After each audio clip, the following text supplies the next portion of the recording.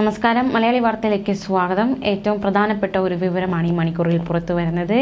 മുതിർന്ന കോൺഗ്രസ് നേതാവും മുൻ മന്ത്രിയുമായ KP വിശ്വനാഥൻ അന്തരിച്ചു. 83 വയസ്സായിരുന്നു.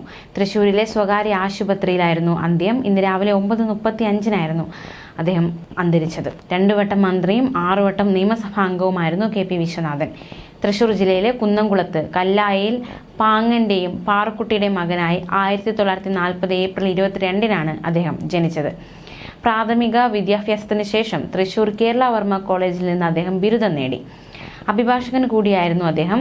യൂത്ത് കോൺഗ്രസ് വഴിയായിരുന്നു രാഷ്ട്രീയത്തിലേക്ക് അദ്ദേഹം പ്രവേശിച്ചത്. 1967 മുതൽ 1970 വരെ സംഘടനയുടെ തൃശൂർ ജില്ലാ പ്രസിഡന്റായി അദ്ദേഹം സേവനം അനുഷ്ഠിച്ചിരുന്നു.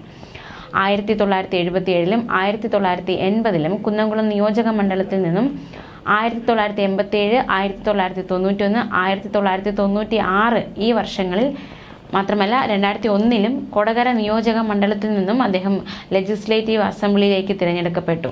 1991 മുതൽ 1994 വരെ K കരുണാകരന്റെയും 2004 മുതൽ 2005 വരെ ഉമ്മൻചാണ്ടി സർക്കാരിലും വനം വകുപ്പ് മന്ത്രിയായിരുന്നു അദ്ദേഹം. ഹൈക്കോടതി പരാമർശത്തെ തുടർന്നായിരുന്നു അദ്ദേഹം രാജിവെച്ചത്.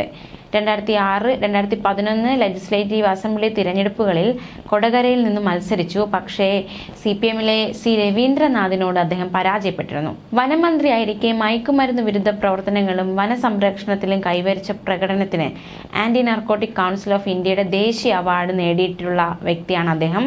മാത്രമല്ല തൃശൂർ ഏർപ്പെടുത്തിയ മികച്ച പാർലമെന്റേറിയൻ അവാർഡും അതായത് മാതൃകാ സാമാജിക് അവാർഡും അദ്ദേഹത്തിന് കിട്ടിയിട്ടുണ്ട്. KPCC എക്സിക്യൂട്ടീവ് അംഗം, Thrissur DCC secretary, Congress parliamentary party അംഗം, ഖാദി ബോർഡ് അംഗം, KSRTC ഡയറക്ടർ ബോർഡ് അംഗം, തൃശൂർ ജില്ലാ സഹകരണ bank president, Kerala state cooperative union managing committee അംഗം, സംസ്ഥാന സഹകരണ ബാങ്ക് ചെയർമാൻ, ഡയറക്ടർ എന്നിങ്ങനെ വ്യത്യസ്തമായ മേഖലകളിലൊക്കെ അദ്ദേഹം സേവനം അനുഷ്ഠിച്ചിട്ടുണ്ട്.